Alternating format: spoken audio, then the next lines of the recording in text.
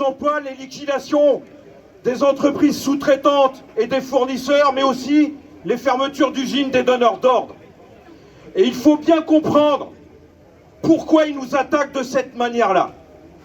Il y a quelques années, Carlos Tavares, le PDG assez médiatique, ou en tout cas c'était son salaire qui était médiatique, l'ancien PDG de Stellantis était venu nous voir à Poissy et nous avait expliqué que à partir du moment où le marché automobile ne grandissait pas, eh bien il fallait, en tant que Stellantis, aller manger dans la gamelle des autres.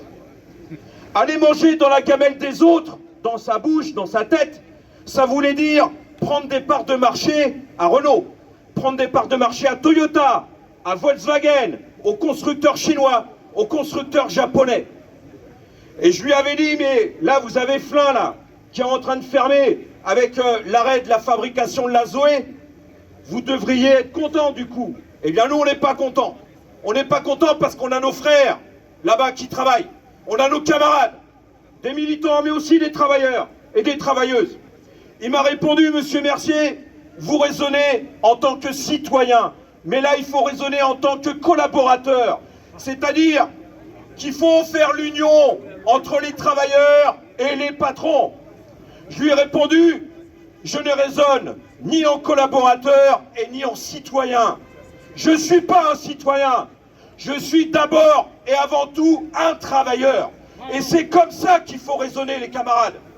La ligne de front, la ligne de partage, elle n'est pas entre les travailleurs qui fabriquent les voitures ici en France et puis nos frères qui sont en Chine, au Japon, au Maroc ou au Brésil. Elle n'est pas là, la frontière. La frontière, elle est entre constructeurs automobiles, entre actionnaires et travailleurs. Elle est là, la frontière. Et cette image que Carlos Tavares avait donnée, il faut aller manger dans la gamelle des autres. Oui, c'est la politique de Stellantis, mais c'est aussi la politique de Renault, c'est la politique de Toyota, c'est la politique de Volkswagen. Ils se font une guerre à mort entre eux. Pourquoi ils se font une guerre à mort? Parce qu'on est régi sous des lois économiques qui sont absurdes, où on marche sur la tête. Ce sont les lois du profit, c'est la loi du marché, c'est la loi de la concurrence. Et nos entreprises, les entreprises dans lesquelles on travaille, elles ne nous appartiennent pas, les camarades. Elles appartiennent à des actionnaires, à des familles de la très grosse bourgeoisie, les Peugeot, les Agnelli, les actionnaires de Renault. Et c'est ça qu'il faut comprendre. Si on ne comprend pas ça, les camarades, on va se planter, on va aller droit dans le mur. La souveraineté nationale, ça ne veut strictement rien dire. Quand on fabrique des voitures aujourd'hui, la fabrication de voitures, elle est mondialisée. Ça passe les frontières. Les pièces qu'on fabrique ici à Poissy, à Stellantis, elles viennent du Maroc, elles viennent de Roumanie, elles viennent du Brésil, elles viennent de n'importe où. Et ce que nos patrons voudraient nous mettre dans le crâne, c'est qu'il faut qu'on raisonne en tant que Français. Comme Carlos Tavares voulait me faire raisonner en tant qu'ouvrier, collaborateur de Stellantis. Eh bien, il ne faut pas qu'on marche dans ce piège-là, les camarades. Oui, la seule manière de s'en sortir, la seule perspective que nous devons défendre autour de nous, auprès de nos camarades de travail, c'est le fait que par-delà les frontières, par-delà nos bleus de travail, par-delà nos religions, par-delà nos nationalités, on doit raisonner en tant que travailleurs. Et nous avons des intérêts communs à défendre par-delà les frontières. Ça, c'est la seule vraie perspective qu'il faut défendre.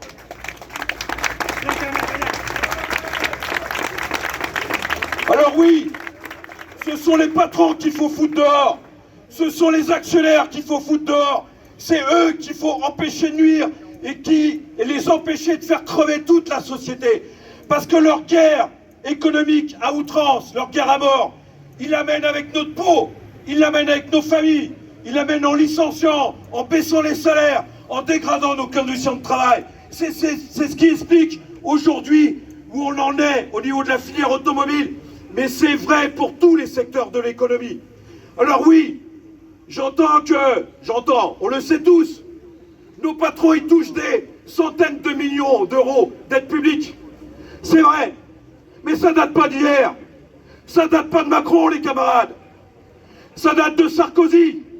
Ça date de Hollande. ça date de Jospin, ça date de Chirac, ça date de Mitterrand, tous. Écoutez-moi, tous, ils ont mis la main à la poche, ils ont servi notre fric, l'impôt de le fric qui est l'argent de nos impôts, ils les ont donnés toujours à fond perdu dans les caisses de ces grands patrons. Alors oui, quand un patron décide de licencier, de supprimer des emplois, eh bien il faut interdire les licenciements sous peine de réquisition des entreprises, parce que c'est hors de question, quels que soient les prétextes qu'ils mettent en avant, c'est hors de question que nous, on fasse les frais de leur sale politique. Il y a une seule chose aussi qu'il faut avoir conscience, c'est qu'on ne peut compter que sur nous-mêmes, les camarades. C'est les idées de la lutte de classe, c'est les idées de la bagarre, de la grève, des manifestations, de la grève générale qu'il faut défendre. Il n'y a que comme ça qu'on pourra sauver notre peau, pas autrement. Merci à vous.